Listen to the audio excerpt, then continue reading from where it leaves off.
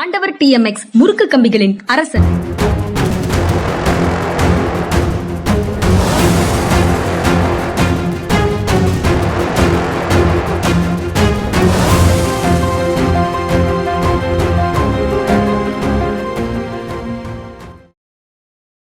வணக்கம். இது மனிதா சார். வணக்கம் சார்.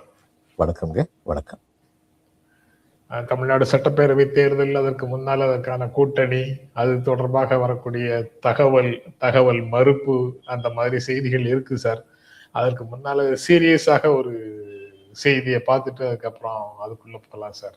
இந்தியாவில் மத சுதந்திரம் மோசமடைஞ்சிருக்குது அப்படின்னு அமெரிக்காவில் இருக்கிற அந்த சர்வதேச மத சுதந்திரத்துக்கான ஆணையம் சொல்லுது.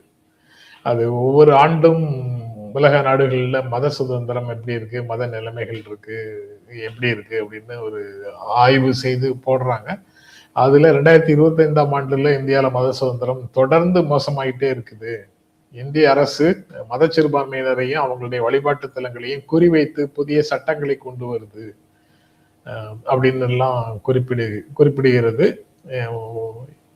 அத முழுக்க இந்திய வெளியுறவுத்துறை மறுக்குது. இந்த அறிக்கையை நாங்க கவனத்துல எடுத்துக்கிறோம், ஆனா அந்த தகவல் ஒரு தரப்பினருக்கானது, அரசியல் உள்நோக்கம் கொண்டது அப்படின்னு சொல்றாங்க. இது எப்படி சார்? இது ரெண்டு செய்திகளையும் சேர்த்து பார்க்கும்போது கொஞ்சம் பாக்குறவங்களுக்கு குழப்பம் வந்துடும். இந்தியா மறுக்குது, ஆனா அவங்க இப்படி சொல்றாங்களேன்னு எப்படி பாக்குறது இத? அதாவது யார் என்ன சொல்றாங்கிறது ஒரு பக்கம் இருக்கட்டும், இங்க என்ன நடக்குதுன்னு இந்தியர்களாகிய நாம் பார்த்துக்கிட்டு இருக்கோம். அதனுடைய அடிப்படையில் தான் நம்ம தீர்மானம் பண்ண முடியும். ஏன்னா இதே வெளிநாட்டு அமைப்புகள் இந்தியாவில் வணிகம் செய்யும் திறன் அதிகரித்திருக்கிறதுன்னு ஒரு நியூஸை கொண்டு வருவாங்க. இந்த ஈஸ் ஆஃப் டூயிங் பிஸ்னஸ் அது ரொம்ப ஜாஸ்திங்க.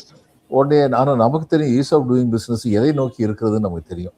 அது இவங்க மல்டிநேஷனல் கார்பரேஷன் இங்கே நம்ம மேலே ஆக்கிரமிக்கிறதுக்கான வழியை திறந்து விட்டு அவங்க அது மாதிரி எழுதுவாங்க. எல்லாமே அதனால எப்பொருள் யார் யாருவாய் கேட்பினும் அப்பொருள் மெய்ப்பொருள் காண்பதறிவுன்னு சொல்லி நம்ம பகுத்து ஆராயணும்.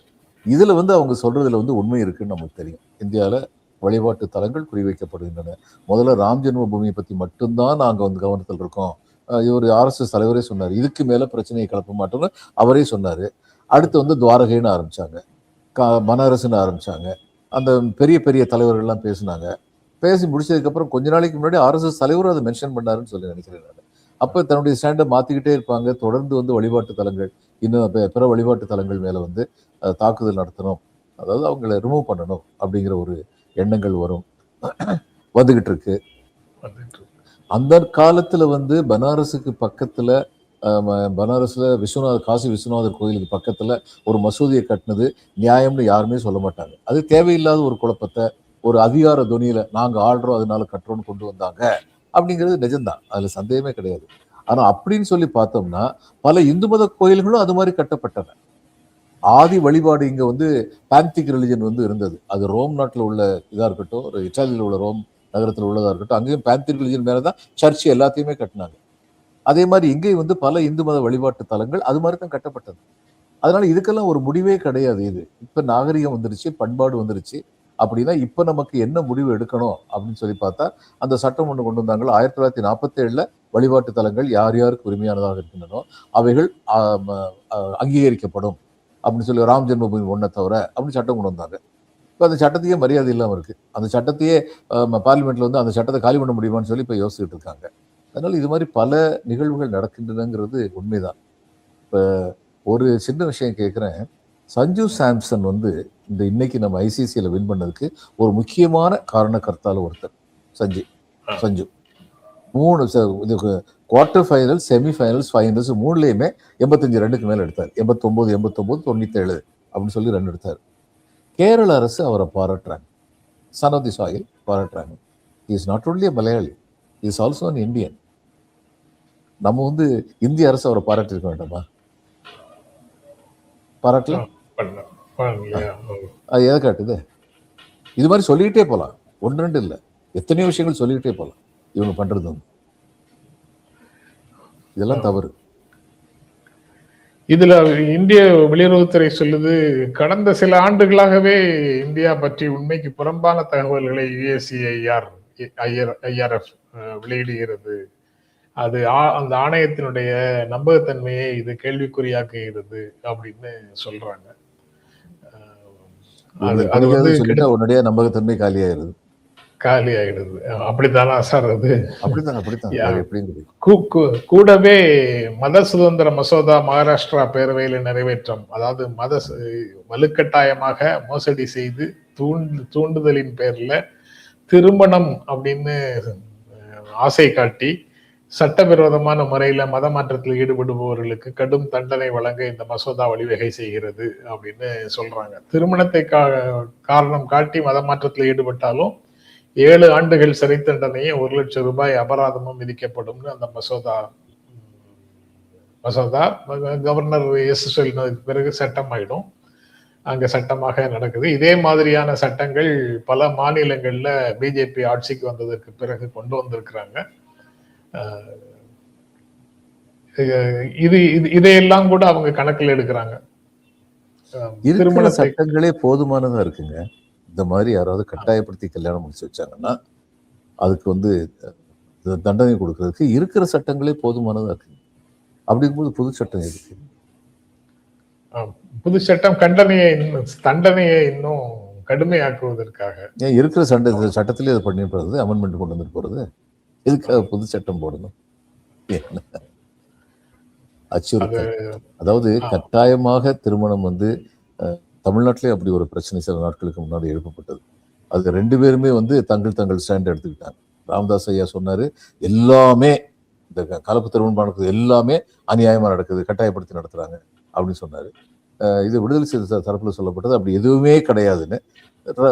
Truth is somewhere in between. சில திருமணங்கள் அப்படி நடத்தப்பட்டனங்கிறது உண்மை, பல திருமணங்கள் காதல் வயப்பட்டதன் காரணமாக நடத்தப்பட்டன அப்படிங்கிறது உண்மை. அப்போ இதுல தெளிந்து பார்க்கணும், எது உண்மையான காதலின் அடிப்படையில் நடந்த திருமணமோ அதுக்கு தடை இருக்கக்கூடாது. ஆனா ஒரு அல்டீரியர் மோட்டிவோட காதலிக்கிற மாதிரி ஏமாத்திட்டு கல்யாணம் பண்ணாங்க, அதுக்கப்புறம் இதை டிமாண்ட் பண்ணாங்க அதை டிமாண்ட் பண்ணாங்கன்னா அது கண்டிக்கத்தக்கது, அதுல சந்தேகமே கிடையாது. அதனால இதுல எல்லாம் இந்த மாதிரி சட்டங்கள்னால எந்த பிரயோஜனமும் கிடையாது. ஆணவ கொலை எதிர்த்து சட்டம் போட்டா அதுல ஒரு அர்த்தம் இருக்கு. ஏன்னா ஆணவ கொலையால் பாதிக்கப்படுபவர்கள் சட்ட வலிமை இல்லாதவர்கள், இந்த நாட்டில் சட்டத்தின் வலிமை இல்லாதவர்கள். அதனால அவங்களுக்கு ப்ரொடெக்ஷன் கொடுக்கறதுக்கு ஒரு சட்டம் போடுறது என்னால புரிஞ்சுக்க முடியும். இதுல எல்லாம் என்ன சட்டம் வேண்டியிருக்கு? இன்டர்ஃபெய்த் மேரேஜஸ் ரெஜிஸ்டர் பண்றதுக்கு போனாலே நிறைய சிக்கல்களை உருவாக்குறாங்க. Legally we are entitled to do that அப்படின்னு இருந்தாலும் கூட நடைமுறையில அதை செய்ய முடியறது இல்லை. அப்பா அம்மா கூட்டுவாங்க, அவங்க கிட்ட சம்மதம் தானான்னு கேட்கணும் அப்படின்லாம் சொல்றாங்க. அப்படின்னு அந்த மாதிரி சிக்கல்கள் எல்லாம் பலர் சொல்றாங்க. இப்ப ரீசெண்டா கூட வேற ஏதோ ஒரு மாநிலத்துல திருமணம் செய்ய முடியாத அந்த ஒரு ஆணும் பெண்ணும் கேரளால அவங்க திருமணம் செய்து கொண்டார்கள்னு ஒரு செய்தியையும் பார்த்தோம். இது எல்லாமே சட்ட விரோதம் தான். இது போலீஸ் ஸ்டேஷன்ல நடக்கிற இது கட்ட பஞ்சாயத்து. வேற என்ன சொல்றது? அவங்களுக்கு அந்த ஒப்புதலோட நடக்குதுங்கிறது மட்டுமே கூட போதுமானதாக இல்லை. பேரண்ட்ஸ் ஒப்புதல் கொடுத்தாலும் ஏன் இன்டர்ஃபெய்த் மேரேஜஸ் நடத்துறீங்கன்னு அவங்களுக்கு ஒரு நெருக்கடியை கொடுப்பாங்க. அல்லது ஆமா ஒத்துக்கலன்னா, பேரண்ட்ஸே ஒத்துக்கலன்னா இவங்க திருமணம் செய்வதற்கான உரிமையை கவர்மெண்ட் ஏஜென்சி மறுக்குதுன்னு ஆகுது. ஆமா,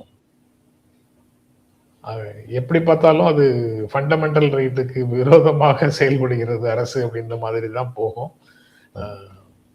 பட் இதையெல்லாம் வெளிநாட்டுல இருக்கக்கூடிய அமைப்புகள் சொல்லக்கூடாது அப்படின்னு சொல்றாங்களா? ஆமா, இதெல்லாம் வெளிநாட்டு சொன்னுச்சுன்னா அந்த வெளிநாட்டு அமைப்பு உண்மை தெரியாம சொல்றாங்கன்னு சொல்லுவாங்க. எங்களுடைய பாரதிய பண்பாடு தெரியாம சொல்றாங்க. இதே அமைப்புகள் தான் வெளியுறவுத்துறை அமைச்சகம், நம்முடைய வணிகத்துறை அமைச்சகம், இவங்கெல்லாம் India ease of doing business இந்தியாவில் அதிகரிச்சிருச்சுன்னு சொல்லி வேர்ல்டு பேங்கோ யாராவது ரிப்போர்ட் கொடுத்தா வேர்ல்டு பேங்கே சொல்லிருச்சு அப்படின்னு பாராட்டுவாங்க. அப்போ விதேசி எல்லாம் கிடையாது.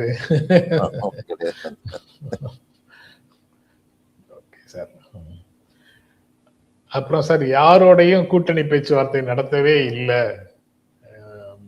எங்களை பற்றி நாங்க சசிகலாவோட பேசுறோம், டாக்டர் ராமதாஸோட பேசுறோம்னு சொல்றதோ, அதிமுக பாஜக கூட்டணியோட பேசணும் அப்படின்னு சொல்றதோ எல்லாமே பொய்.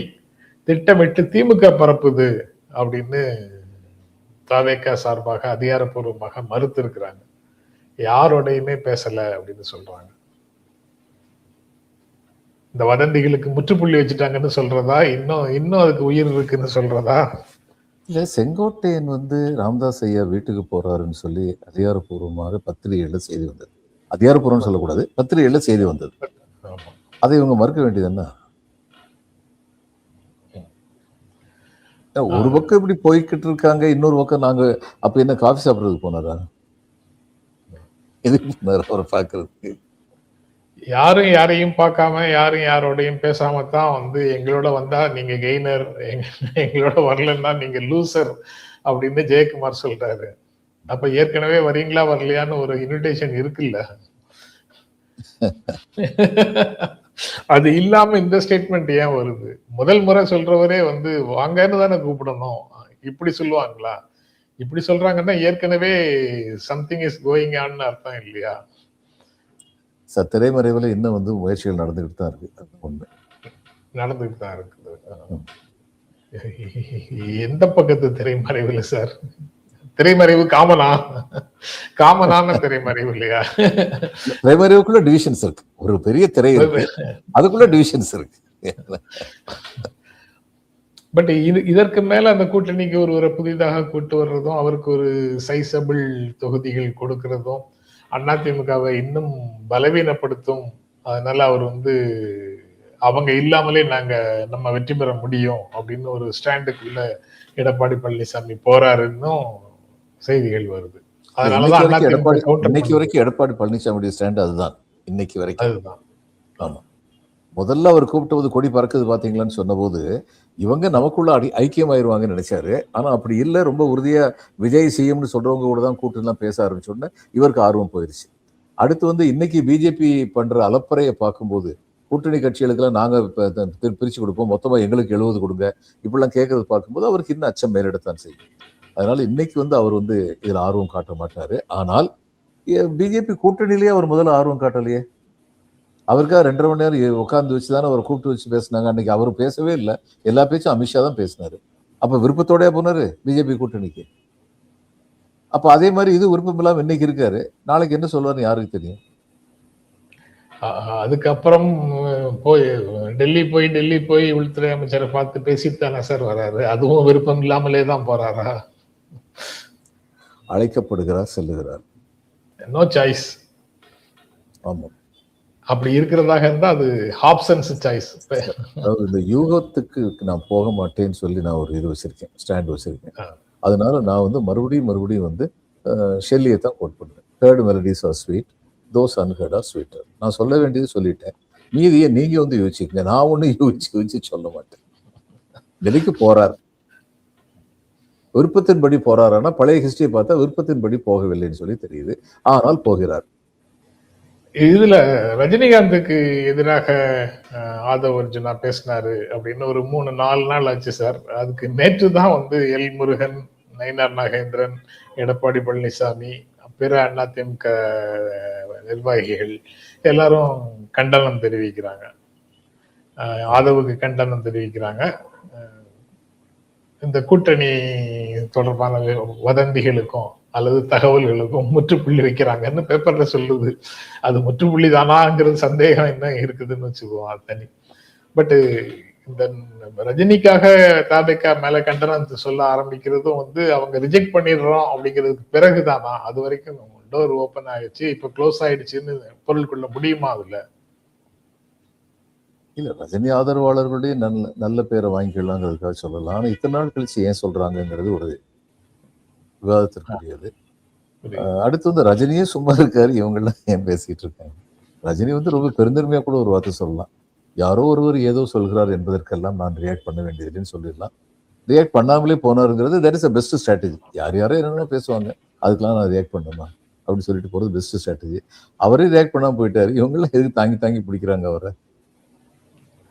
ஒருவேளை இந்த 2014, 2019 2 எலெக்ஷன்ல ஒரு நம்பிக்கை இருந்தது பிஜேபிக்கு. ரஜினிகாந்த் வந்து ஆதரித்து அறிக்கை விடுவார்னு.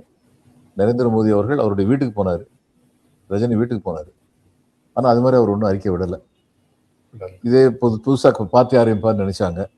அந்த பார்ட்டி வந்து இவங்களுக்கு சப்போர்ட்டா இருக்கும்னு நினைச்சாங்க. அவரும் சவுண்ட் விட்டாரு, 234 தொகுதிகளிலும் போட்டியிடுவேன்னு. அந்த ஒரு விஷயத்துல தான் ரஜினிகாந்த் மேல எனக்கு வந்து ரொம்ப ஆழ்ந்த மன வருத்தம். ஏன்னா நேர்மை இல்லாம நடந்துக்கிட்டார். அவர் வந்து அரசியலுக்கு வரணும்னு ஆரம்பத்துல இருந்தே நினைக்கல. முத்து படத்துல இருந்தே தன் படத்தை ஓட்டணுங்கிறதுக்காக அரசியல்னு சொல்லி இது விட்டுக்கிட்டு இருப்பாரு, ஹிண்ட் விட்டுக்கிட்டு இருப்பாரு. அதைத்தான் பண்ணாரு. உண்மையில அரசியலுக்கு வரணும்னு அவருக்கு என்னைக்குமே ஆசை கிடையாது. அரசியலுக்கு வர திறமையும் அவருக்கு கிடையாது. அந்த 7 பேர் விடுதலை பத்தி என்ன நினைக்கிறீங்கன்னு கேட்டபோது உலகத்துக்கே தெரியும் இந்த 7 பேர் யாருன்னு. எந்த 7 பேரு அப்படின்னு கேட்டார் பத்திரிகையாளர்கிட்ட. அவ்வளவுதான் அவருடைய அரசியல் ஞானம், அதுக்கு மேல கிடையாது. ஆனா தன்னிலையை அறிவது ரொம்ப முக்கியம்னு சொல்லி தன்னிலை உணர்ந்துட்டாரு. அதனால இதுக்கு மேல டிராமா போடணும். அது டிராமா போட்டிருக்க வேண்டிய. ஜெயிலில் என்ன அரசியல் இருந்துச்சு, படம் ஓடலையா? இவருக்கு தன் மேல ஏன் அந்த தன்னம்பிக்கை இல்லாம இருந்துச்சுன்னு தெரியல. ஆனா தமிழ்நாட்டு மக்களை வந்து கூமுட்டைகளாகிட்டு இருந்தார், முட்டாளாகிட்டு இருந்தார் 15 வருஷமா. அரசியல் வரப்போறேன். கடைசியில் வந்துதான் தீரணுங்கிற நிலைமை வந்தபோது, இல்லை நான் இந்த டேப்லெட் சாப்பிட்றேன் பாருங்க, இதை தினமும் சாப்பிடணும், அந்த அளவுக்கு எனக்கு வந்து உடம்பு வந்து வீக்கா இருக்குன்னு சொல்லி சொன்னார். அதனால அவருடைய அரசியல் பிரவேசம்ங்கிறது ஒரு மேஜிக், ஒரு இதுதான், ஒரு மாயை தான். ஆனா அதுக்கு வந்து இன்னைக்கு எதுக்கு அதை ஆதரவு பிடிச்சுக்கிட்டு இருக்கணும்? அவர் எதுக்கு அனாவசியமா விரோதிக்கணும்? யாருமே ஆதரிச்சிடக்கூடாது சார் எங்களை அப்படின்னு ஒரு பத்திரமான பாதுகாப்பு விஷயத்துல நடக்குது. அது இருக்கலாம். அதுக்கப்புறம் சார், திமுக மாவட்ட செயலாளர்களுக்கு முதலமைச்சர் மு.க. ஸ்டாலின் கடும் எச்சரிக்கை அப்படிங்கிறது ஒரு செய்தியாக வந்திருக்குது. அவரு தொண்டர்களுக்கு உற்சாகமாக பணிபுரிய சொல்லி தனியாக ஒரு ஸ்டேட்மெண்ட் கொடுத்திருக்கிறாரு.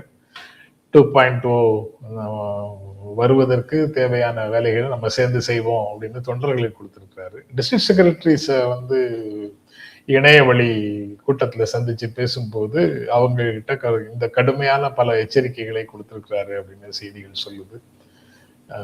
தொலைக்காட்சி விவாதங்கள்ல தோல்வி பயத்தால மாவட்ட செயலாளர்களை அவர் எச்சரிக்கிறார் அப்படின்னு சொல்றாங்க. நீங்க எப்படி பாக்குறீங்க? தோல்வி பயத்தினால இல்ல, ஆனா அந்த எச்சரிக்கை தேவையா இருக்கு. ஏன்னா எல்லா கட்சியிலயும் வந்து உட்கட்சி பூசல் இருக்கும். ஒரு இதுல இருந்து ஒரு தொகுதியில 4 பேர் தயாரா இருப்பாங்க, எம்எல்ஏ ஆகிறதுக்கான தகுதி உள்ள 4 பேர் தயாரா இருப்பாங்க. அதுல ஒருத்தர் வந்து டிஸ்ட்ரிக்ட் செக்ரட்டரியுடைய பிளஸிங்கோடு இருப்பாரு, இன்னொருத்தர் லோக்கல் மினிஸ்டருடைய பிளஸிங்கோடு இருப்பாரு, இன்னொருத்தர் வந்து இளைஞர் கூட்டணி, இந்த இளைஞர் இதுல பேரணி இருக்கிறதுனால இவருடைய அணியில இருக்கிறதுனால உதயநிதியுடைய சப்போர்ட்டோட இருப்பாரு. இன்னொருத்தர் வந்து ஹெட் குவார்டர்ஸ்ல வந்து உள்ள ரிப்போர்ட் படி முதல்வருடைய சப்போர்ட்டோட இருக்கலாம். 4 பேர் இருக்கலாம். அப்ப 4 பேர் ஒருத்தர் தான் கொடுக்க முடியும். அந்த ஒருத்தர் கொடுக்கும்போது மற்ற 3 பேருக்கு வந்து அதிருப்தி வரும், அவங்களை சார்ந்தவங்களுக்கு அதிருப்தி வரும். இது இயற்கை. அதனால அந்த நேரத்துல கடுமையான இந்த சொற்பிரயோகம் தேவைப்படுது. உங்களுடைய சண்டையெல்லாம் இதுல காட்டாதீங்க எலெக்ஷன் சமயத்துல. நான் இன்னொன்னு சொல்றேன், இந்த 4 பேர்ல உள்ள மற்ற 3 பேருமே வந்து இந்த விரோதமா வேலை பார்க்கறது திமுக ரொம்ப அபூர்வமா தான் நடக்கும். உள்ள இருந்து தோக்கடிக்கிறது. ஒரு காரணம் சொல்றேன். ஒரு திமுக மாவட்ட செயலாளர் விரும்பினவருக்கே வந்து இது கிடைக்கல, நாமினேஷன் கிடைக்கல. ஆனா அந்த தொகுதியில வந்து திமுக ஜெயிக்கலன்னா இவருக்கு மாவட்ட செயலாளர் போஸ்ட் வந்து இது கிடையாது, உத்தரவாதம் கிடையாது. அதை முதல்வர் வந்து ரொம்ப கிளீனா சொல்லிட்டு, இப்ப மாவட்ட செயலாளராக ஆளுங்கட்சியின் மாவட்ட செயலாளராக இருக்கிறதுங்கிறது ஒரு பெரிய சோசியல் ரெக்கக்னிஷன். அவருக்கு பிடிச்ச ஆள் எம்எல்ஏ வந்தாரோ வரலையோ, இவர் மாவட்ட செயலாளர் இருக்கிறது பெரிய சோசியல் ரெக்கக்னிஷன். அதை விடுறதுக்கு மனசு வராது. அப்படி இருக்கும்போது இந்த உட்கட்சி பூசல் வந்து ரொம்ப அதிகமா வந்து திமுக வந்து இருக்கவே இருக்காது. நான் சொல்லல, அதிகமா இருக்கு.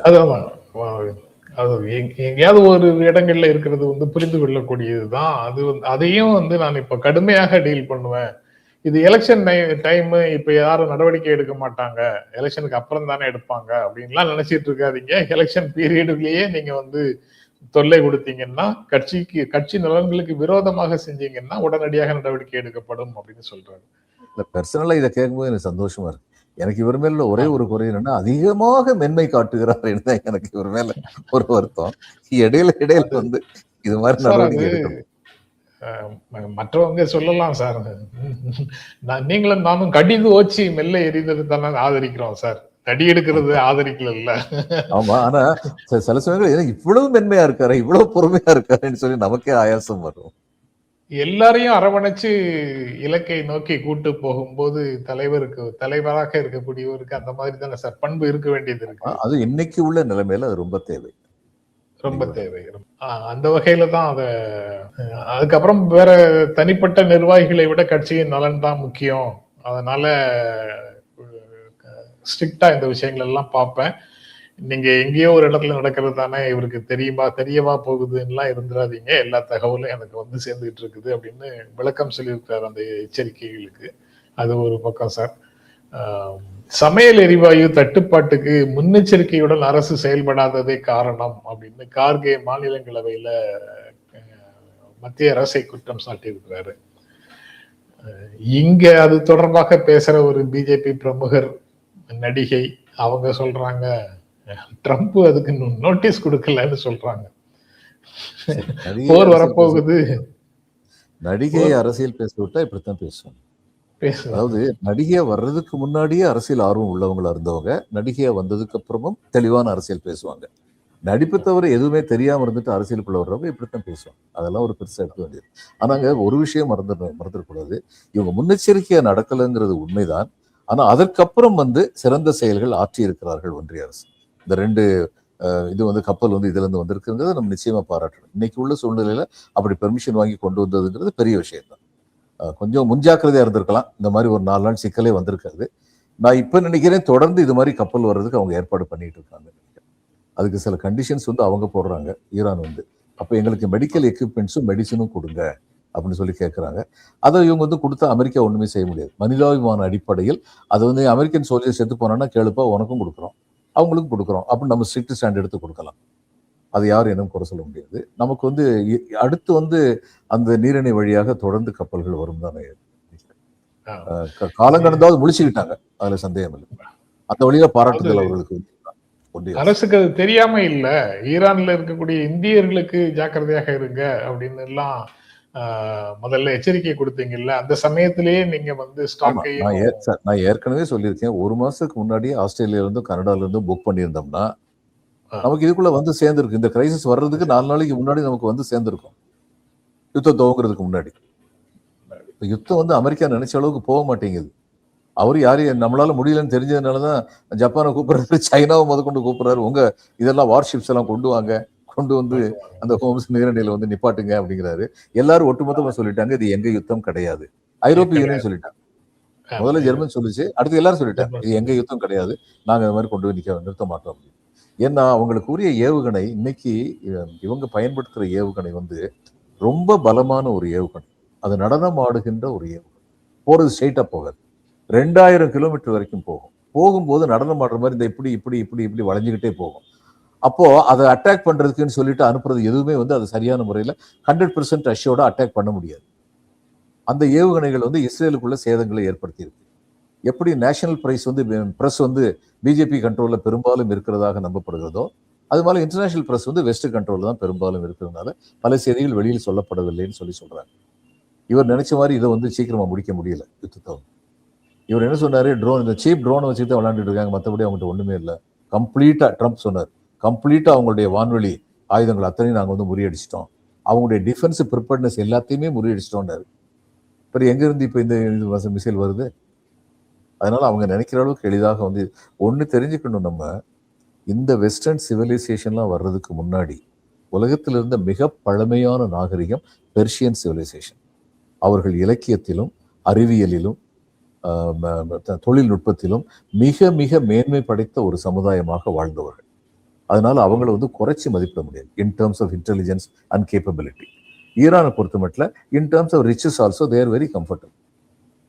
அதுக்கப்புறம் இதுக்கு முன்னாடி ரும்பாவுக்கு என்ன நடந்துச்சு, கடாஃபிக்கு என்ன நடந்துச்சு, அந்த இதுக்கு சதாம் ஹுசேனுக்கு என்ன நடந்துச்சு, இதெல்லாம் பார்த்ததுனால தே ஆர் ப்ரிப்பேர்டு டுடே. என்ன நடக்கும் அப்படிங்கிறது தெரிஞ்சு. அதனால இது அவ்வளவு ஒரு நேரடியாக எதுவும் தெரியல சார், அல்லது நான் அது தொடர்பாக தொடர்ந்து அதிகமாக படிக்கவும் இல்லை. பட் ஈரான் போயிட்டு அடிக்கடி ஈரான் போயிட்டு இந்த ஒருவர் சொன்னது வந்து நம்ம இங்க வெளியில தெரிகிற பிக்சர் மாதிரி இல்லை. அங்க பெண்கள் அதிகமாக டெக்னாலஜி படிச்சவங்களா இருக்காங்க. அவங்க வந்து அங்க இருக்கிற சமூக உற்பத்தியில அவங்களுடைய ரோல் வந்து ரொம்ப குறிப்பிடத்தக்க அளவுல இருக்கு. நிறைய வேலை பார்க்குறாங்க, படிச்சவங்களாவும் இருக்கிறாங்க. அதை ஒரு இஸ்லாமிக் ஸ்டேட்னு சொல்றதோ அதுல வந்து அவங்க பெண்களை புறக்கணிக்கிறாங்கன்னு சொல்றதோ, இங்க இருந்து சொல்வது, இங்க இருந்து யாரையும் சொன்னாங்கன்னா அது உண்மை இல்லை, அங்க எல்லாரும் படித்தவர்களாக இருக்கிறார்கள் அப்படின்னு சொல்றாங்க. 2 காரணம் வந்து ட்ரம்ப் சொல்றாரு இந்த யுத்தத்தை வந்து நியாயப்படுத்துறதுக்கு. Inter continental ballistic missiles ICBM அவங்க தயாரிச்சுட்டாங்க அப்படின்னு சொல்றாரு. அப்ப அமெரிக்காவை அட்டாக் பண்ண முடியும் அவங்களாலன்னு. ஆனால் அவங்களுக்கு 1937 வரைக்கும் அந்த எக்ஸ்பர்டைஸ் கிடைக்காதுன்னு அவங்களுடைய உள் ஆய்வுகள் சொல்லியிருக்கு அப்படின்னு சொல்லி வெளிப்படையாக ஒரு செய்தி வந்து. அடுத்து அவங்க கையில அணுகுண்டு வந்துருச்சுன்னா சரி எல்லாத்தையும் நாசம் ஆக்கிடுவாங்க. ஏன் அதுக்கு தான் அணுகுண்டு வராம இருக்கிறது பேச்சுவார்த்தை நடக்கும். அதனால இந்த ரெண்டுமே வந்து சரியான காரணங்களே. இந்த இதுல ஈராக்கை ஒழிக்கிறதுக்கு என்ன சொன்னாங்க? WMD, weapons of mass destruction. அவங்க வந்து சமுதாயத்தை அழிக்கக்கூடிய பேரழிவு ஆயுதங்கள் அவங்க கிட்ட இருக்கு அப்படின்னு சொன்னாங்க. முடிஞ்சிச்சு யுத்தம். முடிஞ்சதுக்கு அப்புறம் வாஷிங்டன் போஸ்டோ நியூயார்க் டைம்ஸோ ஒரு கேள்வி கேட்டாங்க. Mister President, the whole of USA wants to know where are those weapons of mass destruction in Iraq அப்படின்னு. அதுக்கு பிரசிடென்ட் வந்து பதில் சொன்னார் புஷ்.